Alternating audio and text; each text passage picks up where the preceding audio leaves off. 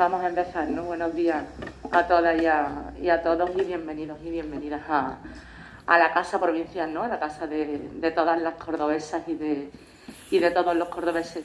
Le estaba diciendo a Tomás cuando me lo han presentado que asistimos como diputados a muchos actos y hay unos actos a los que vas con muchísimas, no ganas, sino con más entusiasmo a uno que a otro. Y a mí, pues, estoy muy satisfecha y muy contenta de ser yo la diputada de Cultura y en este caso como Salud Navaja a título personal la que esté presente hoy acompañando en el día de hoy en este acto, pues bueno, que tan necesario como los que se tienen que hacer y los que se hacen muy a menudo en pro de la memoria democrática, ¿no? Desde la institución provincial, en principio desde el área de cultura y después pues con una delegación propia, ¿no? Cuyo responsable pues el compañero Ramón de Memoria Democrática, pues realizamos actividades y nuestras políticas van en pro pues de divulgar, ¿no? Y de recuperar esa memoria democrática. Creo que toda institución tiene esa obligación de hacerlo. Pero está clarísimo que las instituciones solas no pueden. Hay un elemento fundamental, diría más bien estructural, ¿no? Que es la sociedad. Los agentes sociales, las autoras, los autores, los investigadores y las investigadoras, asociaciones como la vuestra, ¿no? Pues que día a día, de forma voluntaria, os volcáis en esa recuperación de la memoria democrática, ¿no? En esa recuperación de esas vivencias que tan desgraciadas pues han pasado. Yo me pongo súper nerviosa cuando hablo de la memoria democrática y de todo lo que significa esto, porque es una parte fundamental de nuestra historia que han querido silenciar durante muchísimo tiempo y que es uno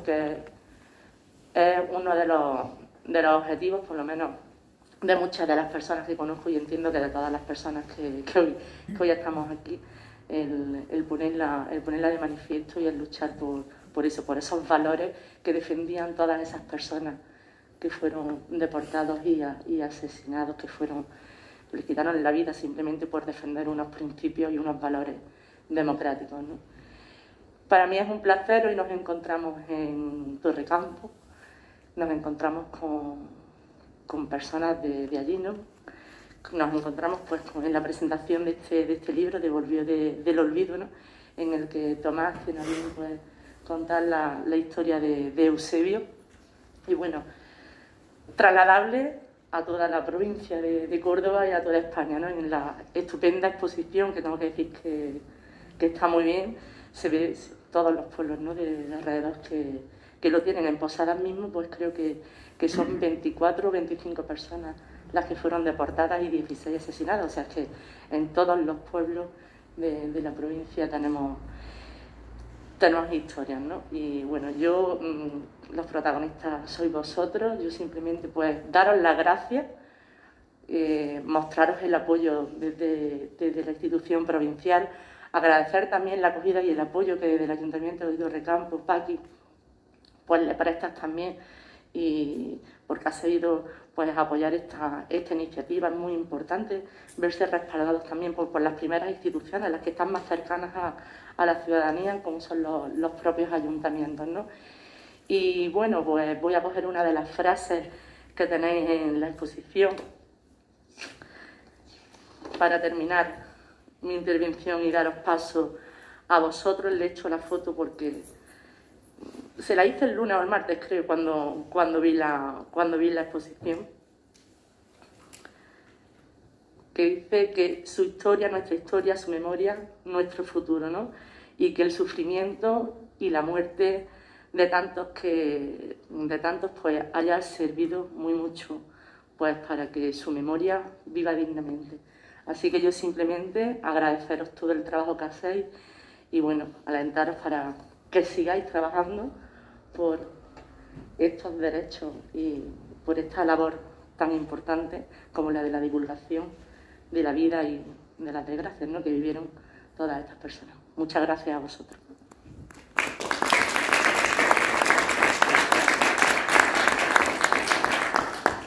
Bueno, buenos días a todos. Yo me voy a ir a levantar para decir unas cuantas palabras que he escrito, porque si no yo sabía que no iba a terminar muy bien la cosa, ¿no? Porque soy de lágrima fácil, entonces mejor tener un esquema.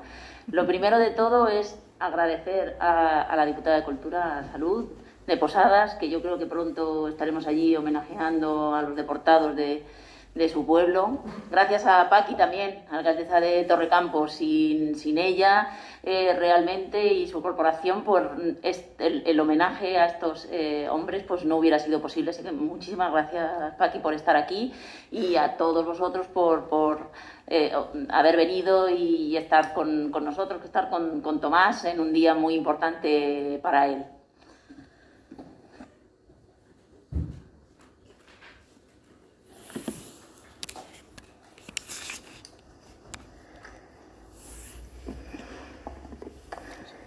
La historia de Eusebio Crespo Díaz es la historia de uno de los colectivos más desconocidos de la represión nazi, el de los republicanos españoles. 9.161 personas deportadas registradas a días de hoy, entre los que se incluyen más de 1.500 andaluces y entre ellos 350 cordobeses que sufrieron la deportación a esos campos del horror, mayoritariamente al de Mauthausen. Al menos 75 hombres que nacieron o vivieron en la comarca de los Pedroches, 71 del Guadiato, 64 de la Vega del Guadalquivir, 38 de Campiña Sur, 34 de Guadajoz y Campiña Este, 28 del Alto Guadalquivir, 24 de Córdoba y 18 de la Subbética. Solo un tercio logró sobrevivir. El resto acabó convertido en ceniza en los hornos crematorios. La vida de Eusebio condensa todos los grandes dramas del siglo XX: miseria, emigración, represión, guerra, exilio, reclusión, trabajos forzosos, genocidio, pero a la misma vez personifica los grandes ideales de justicia, igualdad y libertad.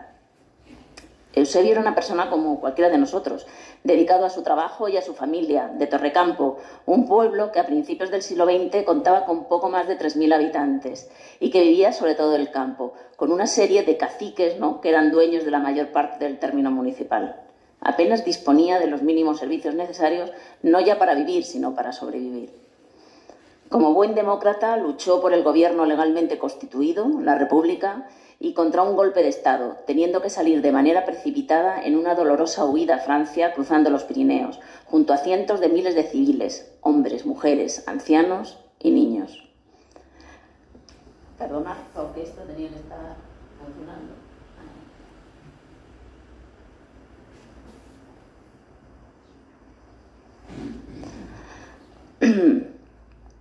Las autoridades francesas los recluyeron durante meses en infames campos de internamiento, y de estos campos algunos se alistaron en la Legión extranjera para combatir al nazismo en una guerra que se presagiaba como inminente, y la mayoría en las compañías de trabajadores extranjeros, para hacer obras de fortificación de la línea Maginot en la frontera con Alemania, entre otros trabajos.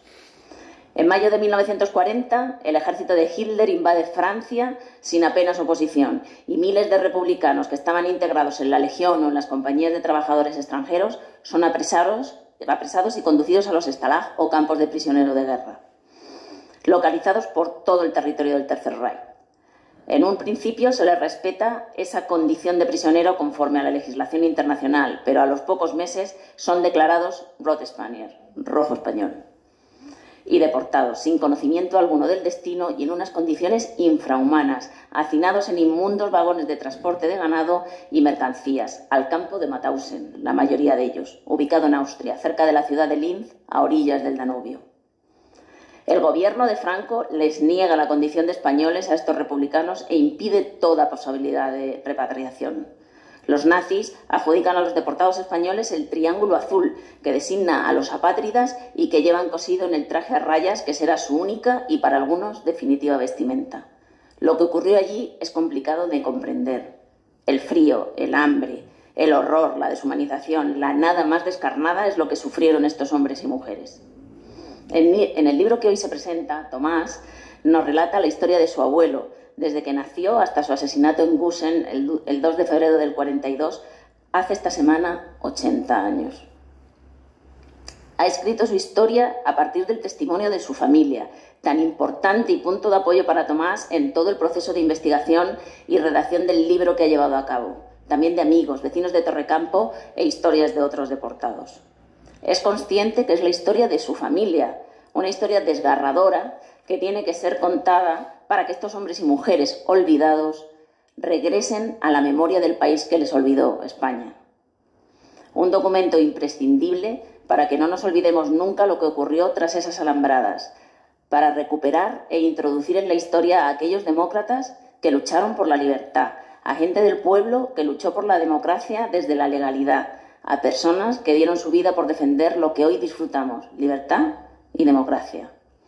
Gracias, Tomás, por hacernos partícipes de tu historia, la de tu familia, para que sirva de faro a las generaciones venideras. Gracias por el esfuerzo realizado para dejar un testimonio escrito de lo sucedido. La historia de Eusebio, un hombre sencillo, del pueblo, que fue íntegro en sus actuaciones y cuyas decisiones, como la de miles de hombres y mujeres que cambiaron el curso de la historia luchando contra el fascismo, no podía ser escrito más que por otro hombre, del pueblo, con un amor incondicional hacia él, su nieto. Eusebio, estarías muy orgulloso de tu familia, conocedores de tu historia gracias a tu nieto, Tomás Romero Crespo. Un buen hombre que ha querido mantener tu memoria viva por él mismo, por su familia y por todos nosotros. Desde la Asociación Triángulo Azul Storpestein de Córdoba, de la que tú formas parte, te damos las gracias y animamos a que homenajes como el de las Piedras de la Memoria, las Storpestein, se hagan en cada uno de los municipios en los que haya habido hombres y mujeres que lucharon por la democracia y la libertad. Que se haga memoria viva en cada pueblo, en cada centro educativo y en los corazones de todos los demócratas. Que conozcamos nuestra historia para poder cambiar el presente y transformar el futuro. Gracias. Muchas gracias, Tomás.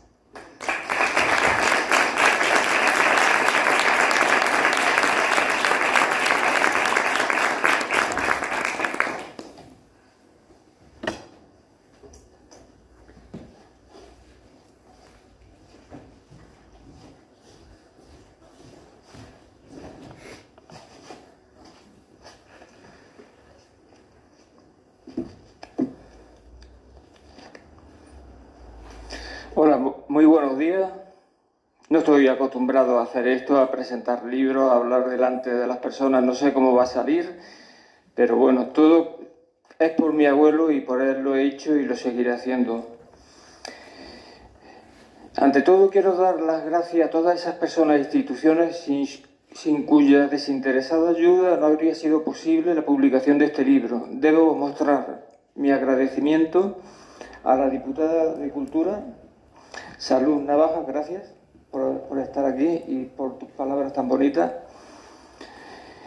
También a la Diputación de Córdoba por ceder este espacio tan especial y por toda la ayuda prestada en proyectos de memoria histórica como este.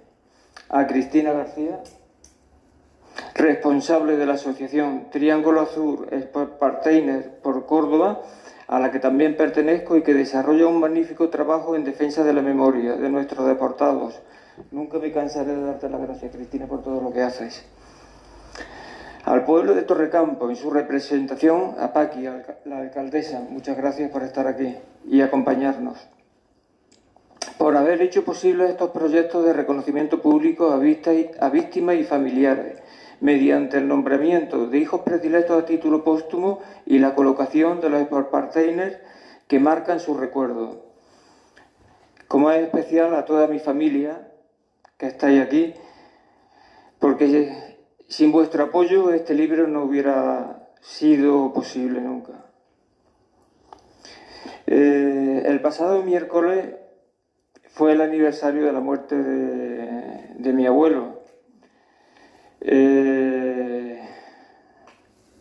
Quise poner la fecha de la presentación de mi libro lo más cercana a ello, ¿no? Le escribí, como recuerdo a él, unas palabras en las redes sociales que quisiera leerlas. Hoy hace 80 años del triste recuerdo del asesinato de mi abuelo, Eusebio Crespo Díaz, en el campo de exterminio nazi de Gusen, Mauthausen, el 2 de febrero de 1942. No quiero imaginarme el horror tras aquellas alambradas durante el año que pasó allí, el dolor y el sufrimiento al estar tan lejos de lo suyo. Mi homenaje a él es escribir su historia, difundir su memoria, para que jamás vuelva a suceder lo que allí ocurrió. Gritar su nombre lo más alto posible, para que todos sepan quién fue Eusebio Crespo Díaz, que durante mucho tiempo estuvo enmudecido y silenciado por un régimen fascista. Un hombre de bien que luchó en 2 guerras, defendiendo la legalidad vigente. Triste día para el recuerdo, pero al fin tenemos la satisfacción y el consuelo de haber hecho algo por él. Regresó al fin a su pueblo, en forma de Storparteiner y como hijo predilecto a Torrecampo.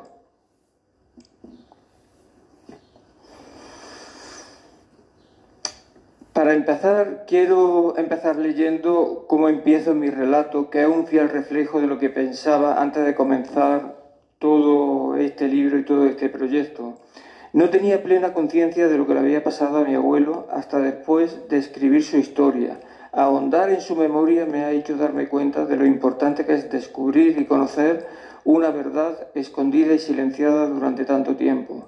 No solo para ser consciente y poder forjar su historia, sino para percatarme de la importancia de difundir mediante la palabra y los hechos lo deplorable y peligroso del fascismo y del autoritarismo. Es increíble pensar que el único delito que cometió, así como todos los republicanos españoles que estuvieron presos, fue el de luchar por una España libre y democrática. De mi abuelo solo conocía 2 datos: que había nacido en Torrecampo y que había muerto en un campo de concentración. La historia de la vida de mi abuelo siempre ha estado ahí, en mi interior, escondida y agazapada, esperando algún día resurgir del olvido familiar. Es una lástima que no hubiera surgido antes para poder ofrecer a mi madre y a mi abuela el regalo de ver delante de la puerta de su casa el monumento conmemorativo en forma de adoquín, con la dedicatoria a su padre y a su marido respectivamente, o haber podido presenciar el acto en el que su pueblo natal le rendía un sincero homenaje, nombrándolo hijo predilecto a título póstumo. Todo empezó en 2020. Había llevado a mi hija Cristina a hacerse una prueba de PCR en una clínica de Málaga. Mientras la esperaba en el coche, oí la noticia de que la ministra Carmen Calvo iba a homenajear al último superviviente español que estaba vivo en los campos que pasó por los campos de concentración nazi, Juan Romero Romero. En ese momento se encontraba residiendo en Francia. ¿Cuál fue mi sorpresa al escuchar que era de Torrecampo? No me lo podía imaginar lo que me entró por el cuerpo. A partir de ese momento intenté ponerme en contacto con este señor en Francia, a través del ayuntamiento donde residía, Aix-en-Provence. Quería saber si había conocido a mi abuelo, o si se acordaba de él, o si coincidieron en el campo de concentración de Mauthausen. Mi madre falleció en 2019, justo un año antes que este hombre, que murió en octubre de 2020.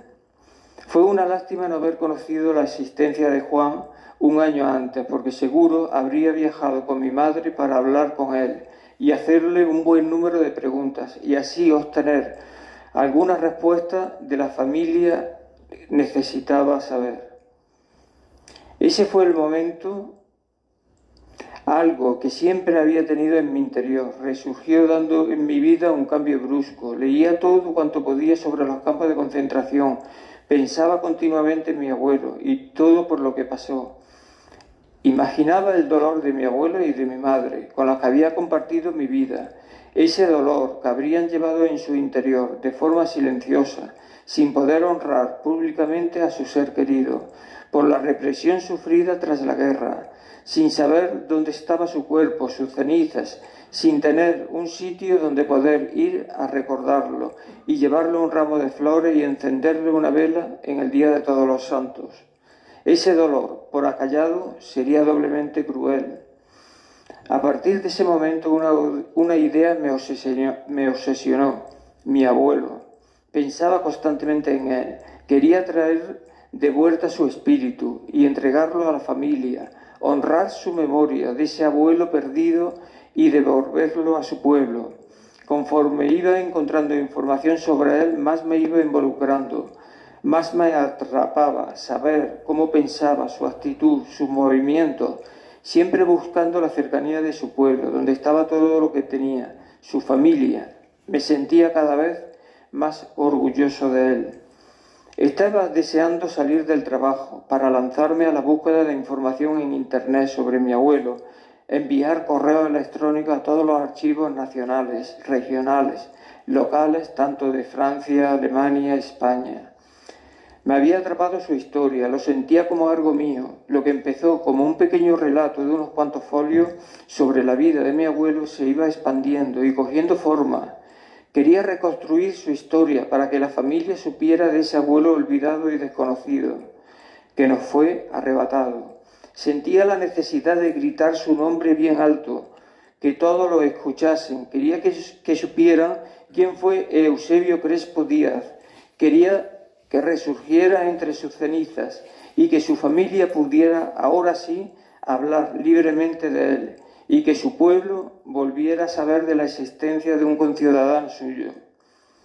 De forma inevitable necesitamos ahondar en la memoria de nuestros antepasados. Estamos unidos a ellos y llevamos sus genes, sus sangres, sus nombres y apellidos.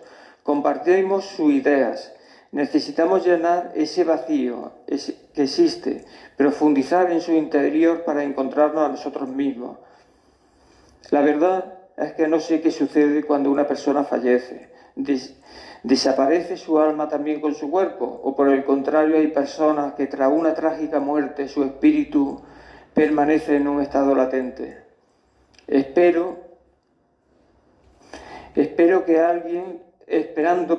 que alguien los guíe hacia la paz.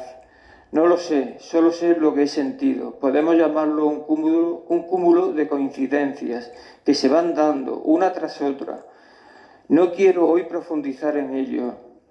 Son sensaciones y sentimientos muy profundos, difíciles de compartir y de explicar de un modo meramente racional. Alguien intentó enturbiar la memoria de mi abuelo desde el desconocimiento, diciendo falsedades como que había abandonado a su familia para irse voluntario a la guerra. Con gran insistencia, incluso con impaciencia, fueron muchas las solicitudes de información que remitía a los archivos. Finalmente obtuve la respuesta que deseaba, documentos muy importantes para mí, que deseaba profundamente, para conocer su verdadera historia. De entre la abundante información obtenida sobre él, tan valiosa para la familia, uno me llamó especialmente la atención. El 30 de junio de 2021 recibí un correo del Archivo Militar de Ávila. Según recoge el documento franquista incautado a los republicanos, podemos saber la graduación y el destino militar de mi abuelo en 1938, pero también darnos cuenta cómo al cuartel general de Franco en Burgos llegaba toda clase de información del enemigo. Se puede adivinar, por desgracia, lo que le hubiera pasado a mi abuelo si hubiera vuelto del exilio a su país. Si no lo hubieran asesinado los nazis, muy probablemente lo habrían hecho los franquistas. Trágico destino como el de otros tantos miles de republicanos. Así, el 31 de julio de 1938, terminado el curso de cabo en Cartagena, mi abuelo se alistó en el batallón de voluntarios número 9 de Córdoba, ascendiendo el 17 de agosto a la graduación de sargento. Este batallón, perteneciente a la Brigada Mixta 103, desarrolló toda su actividad en la zona norte de Córdoba y Extremadura. Todos estos datos me han permitido conocer cómo era mi abuelo, su forma de pensar, sus ideas. Me han hecho más que confirmar la actitud de ese hombre sensato que fue, siempre buscando la cercanía de su pueblo, donde se hallaba toda su familia. Muchas han sido las noches de insomnio sin poder conciliar el sueño, que tras ocupar todo mi tiempo libre intentando conseguir información, cuando me iba a la cama mi mente seguía trabajando, sin pausa. Me lo imaginaba en el pueblo, en los campos de internamiento, en Francia, en la entrada del campo de concentración de Mauthausen y en el encuentro con su paisano y amigo Juan Arroyo. Soñaba cómo sería ese viaje que realizó mi abuela hacia Cieza para encontrarse con su marido. Había salido alguna vez con anterioridad del pueblo o se habría subido con anterioridad a un tren, embarazada tuvo el valor y el coraje y fue en busca de su marido. ¿Cómo sería el encuentro? Conmovedor e ilusionante. Que hacía varios meses que estaban separados. ¿Saldrían de la habitación donde se hospedaron? ¡Qué gracia! Me viene a la memoria cuando mi cuñado Manuel Vicente, aquí presente, le preguntaba a mi abuela sobre su marido. ¿Cómo era Eusebio? ¿Era picarón? La respuesta de mi abuela: ¡ay, jodido! ¿Qué preguntas haces? Lo mismo que fue un cielo de abuela sería un cielo de esposa, fiel a su marido hasta su muerte. Me lo imaginaba en Francia, en los campos de internamiento, en aquellos interminables días, ante tanta calamidad, hacinados como ratas, hundido y destrozado moralmente, deambulando con sus pensamientos y sus recuerdos, buscando entre barracones cualquier resquicio de un ser conocido para poder evadirse de aquella situación de penuria. Pasarían los días y el único consuelo serían sus recuerdos, lo que dejó atrás, aquel pequeño pueblo, la paz, la tranquilidad de su hogar, junto a sus hijas, su mujer, la ilusión de ver nacer a ese tercer hijo que estaba esperando, preguntándose tantas preguntas sin respuesta y su corazón roto de tanto dolor. A primeros de febrero de 1939, en el campo de Argelès-sur-Mer, llegaron a encontrarse varios paisanos de Torrecampo, que habían estado luchando en la batalla del Ebro: Miguel Ambrosio Andújar Rodríguez, de los Aldaetes, Francisco López Romero, el de la Tahona, Justo Cano García, padre de Severiano el Herrero y de Obdulia, Félix Romero Herrero, Florián Andújar García y mi abuelo Eusebio Crespo Díaz. Tras varias semanas en dicho campo, los destinos de mi abuelo y de sus paisanos empiezan a separarse, tras haber llevado vidas que habían ido paralelas, desde la lucha en la batalla del Ebro, la retirada, el exilio, la entrada en el campo de internamiento de Argeles. A partir de ese momento, tantas vivencias y tantas desventuras junto a sus compañeros y amigos quedarían en el recuerdo de cada uno. Fueron 6 los torrecampeños deportados a campos de concentración, 5 a Mauthausen: Casimiro Romero Estrella, Juan Romero Arroyo, Juan Romero Rizque, Juan Romero Romero y mi abuelo Eusebio Crespo Díaz. El 6º, Rufo López Romero, fue enviado al campo de concentración de Gross-Rosen. Suerte dispar la que tuvieron, ya que mientras Casimiro, Juan y mi abuelo fallecieron, Juan Arroyo, Antonio Romero y Rufo López fueron liberados el 5 de mayo de 1945. Ese momento, en la llegada a Mauthausen, en la gélida noche del 28 de febrero del 41, debió ser espeluznante. Imaginaba cómo sería el difícil encuentro con su amigo y paisano Juan Romero Arroyo, esa mezcla entre la instantánea alegría al ver a un paisano por un lado y la otra, la tristeza de coincidir en un lugar como ese, con unas condiciones tan extremas. Por dicho campo pasaron Casimiro Romero Estrella, que fue trasladado a Gusen 3 días antes de la llegada de Juan Romero Arroyo, que coincidiría con mi abuelo tanto en Gusen como en Mauthausen. 3 días fueron también los que separaron a mi abuelo y a Juan Romero Romero. Mi abuelo fue trasladado a Gusen el 2 de agosto de 1941 y Juan llegó a Mauthausen 3 días después. La búsqueda de información fue laboriosa, tanto en los archivos municipales de Torrecampo como en los archivos nacionales, con tiempos de respuesta muy largos y que hacían desesperante la espera. Una espera que en la mayoría de las veces sin resultados, teniendo que replantear mi investigación. Han sido muy gratificantes las charlas con mis tíos, Alfonso y Vicenta, contándome sus recuerdos de la familia que sentía mía. Sus rostros de felicidad al hablar lo decían todo, al recordar tiempos pasados que intentaban borrarse de su memoria. Los recuerdos sobre su bisabuelo Pablo, la bisabuela María Luisa, mi madre y mi abuelo. Era grato oírlos. También fue reconfortante hablar con varias hijas de republicanos. Se les veía en sus rostros las ganas de contarme sus testimonios, lo sucedido a su familia, el dolor de ese padre que tuvo que exiliarse, las penurias que pasaron tras la guerra, la represión sufrida, lo que le ocurrió y cuál fue el destino de cada uno.